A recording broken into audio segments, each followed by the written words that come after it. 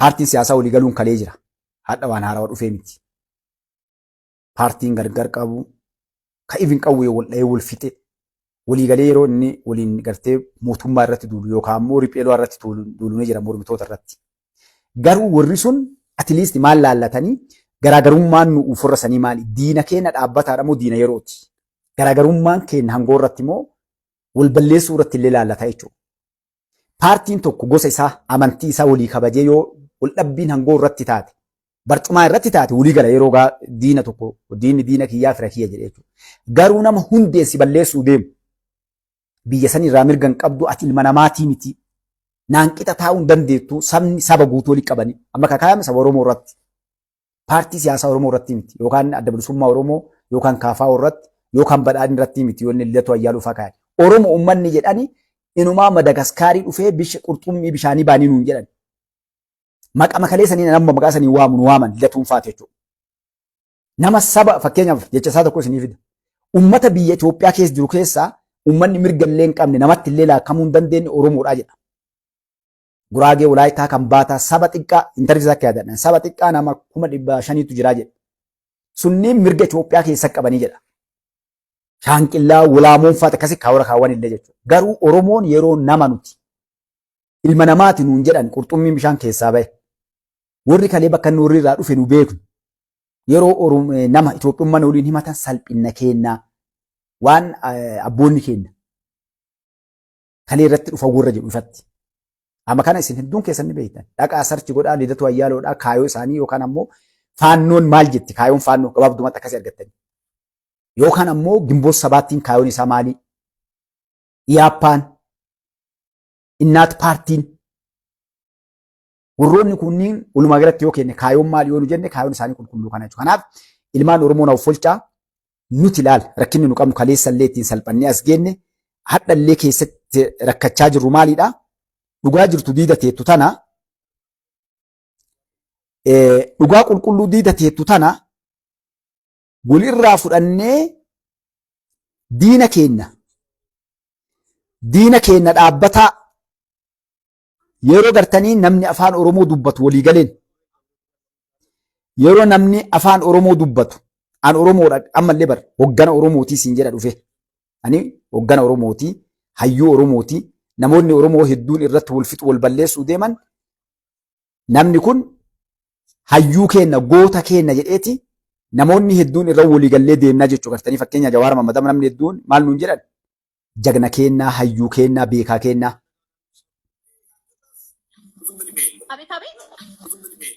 Eenyu dhiiggifama intarviisaa isin ilaaluu jira kan Lidatu Ayyaaluudha jechuudha. Seef godhee na ilaalu nadheen maaliif amma wanni kun clear Lidatuun lafa kaaye. Kabraa fi barwaan jiru saniimi. Doktorneen warri amma Oromoo ofiin jedhanii doktora Profeesara ofiin jedhanii jedha. Eessaa baratan ilmaan namaati iyyuu miti qurxummiin wanni inni namchi kun asiin dura naasan hin jiru. Ani Oromoo wajjin Itoophiyaa biyya tokko himachoo irra du'ee biyyee ta'uu naa wayyaa jedha jechuudha. Oromooliin Itoophiyaadhaa Oromoon jedhee laakkatee warra deemu wajjin deemurra biyyee tahee dhabamuu naa wayyaa jedha ifatti sooshaal miidiyaa gubbaa taa'ee.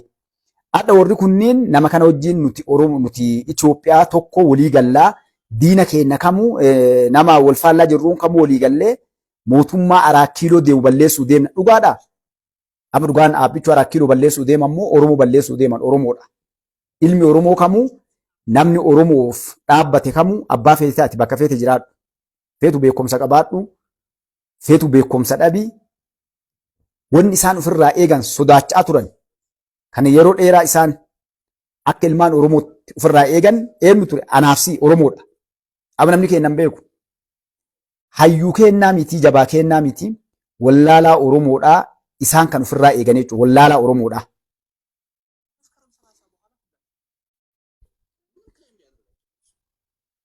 Wallaalaa Oromoodhaa ofirraa eegan.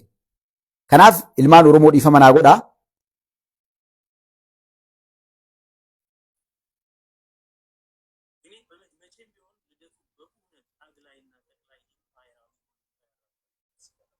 Mee kabraa isinii fida kama jarri dubbattu dhiifama.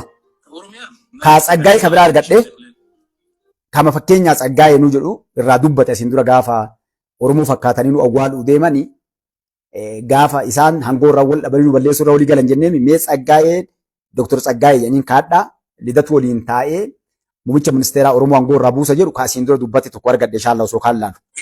መቼም ቢሆን ልደቱ በእውነት አግላይና ጠቅላይ ኢምፓየራዊ ፖለቲካ ያራምዳል ያስባላል። ምን ነው የሚለው አዲስ አበባ ከኦሮሚያ መሬት ወደ አዲስ አበባ ትንሽም ጠቅልል ኦሮሞን ከአዲስ አበባ ሶጣ ፊንፊኔ አይባል ወዘተ መሬት ይጠቀልላል። አዲስ አበባን ክልል ማድረግ ይፈልጋል። ኦሮሚያ ግን ክልል መሆን የለበትም። የ6 ሚሊዮን ህዝብ ከተማ ነው ምናምን ብሎ እሱ ክልል መሆን ይችላል ይሰለጥናል።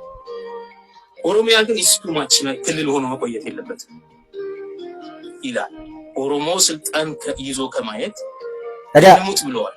አገተኒ ኦሮሚኛ ከሚዘመር ራሴን አጠፋለሁ ገጠሬ ሁሉ ይላል እኮ እና ዳነች ገጠሬ ናቸው።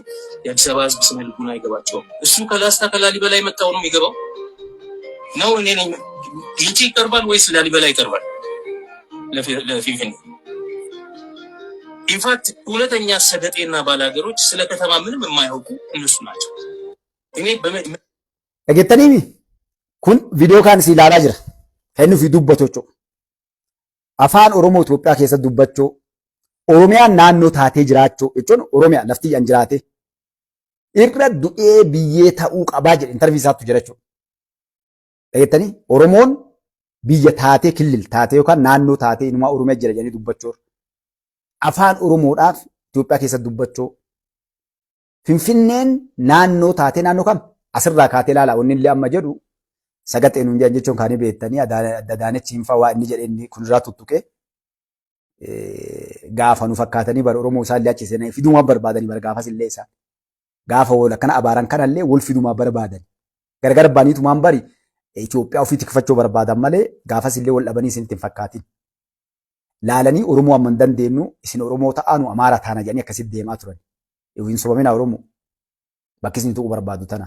Tsaggaayeen gaafa akkana jedhu kana በእውነት አግላይና ጠቅላይ ኢምፓየራዊ ፖለቲካ ያራምዳል ያስባላል። ምን ነው የሚለው አዲስ አበባ ከኦሮሚያ መሬት ወደ አዲስ አበባ ትንሽም ጠቅልል ኦሮሞን ከአዲስ አበባ ሶጣ ፊንፊኔ አይባል ወዘተ መሬት ይጠቀልላል።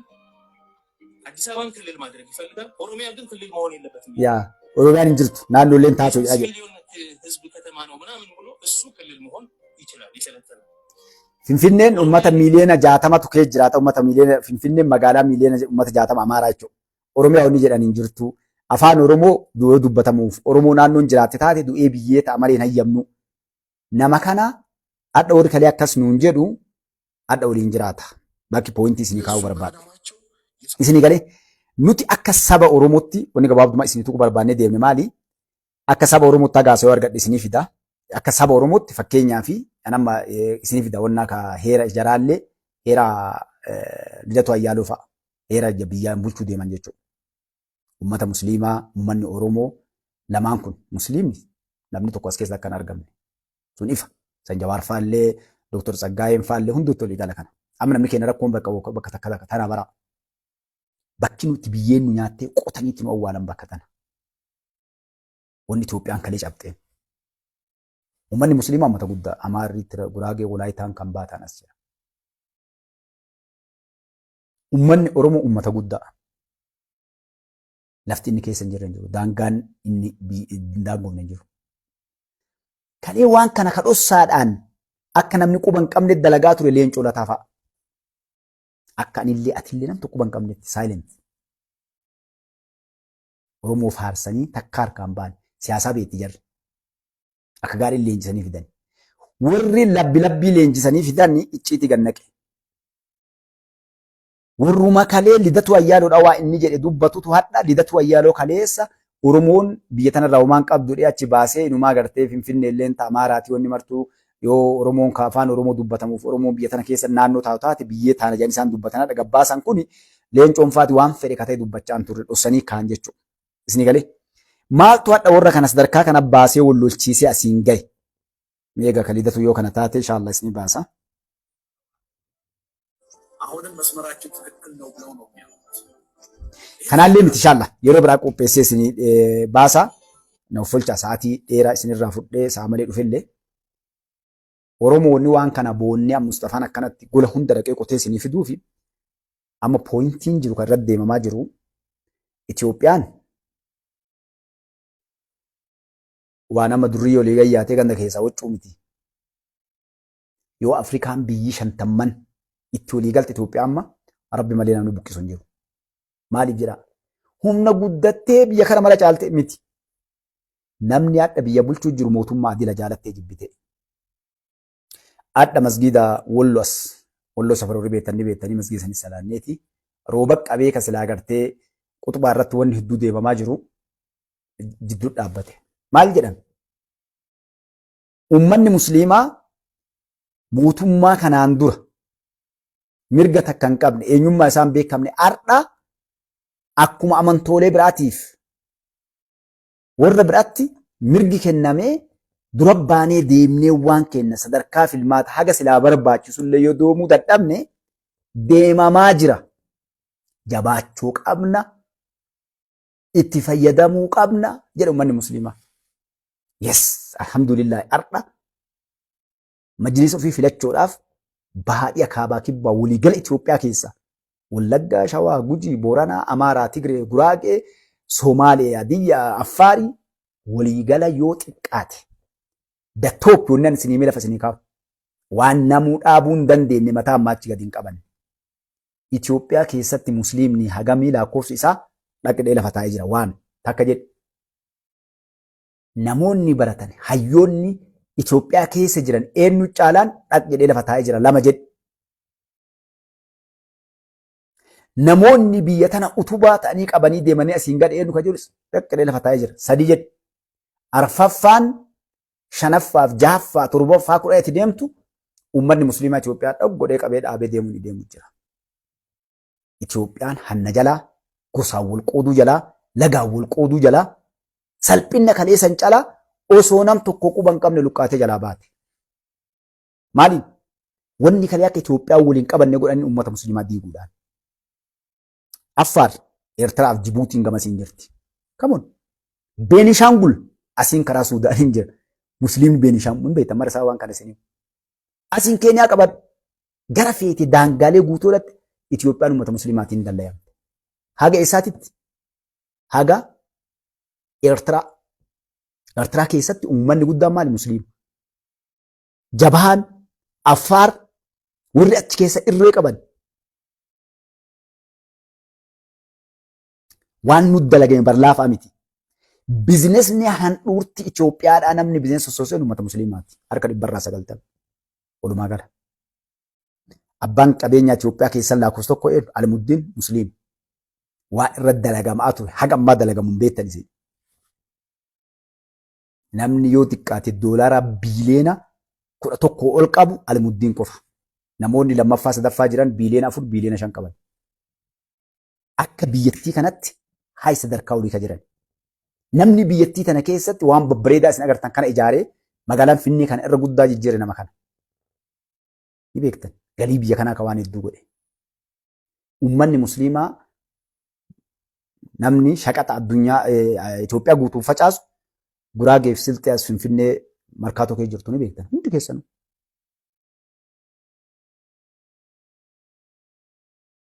Biyyi hadha Itoophiyaa dalleettee dhaabdee sadarkaa kanaan geette biyyoota Arabaati.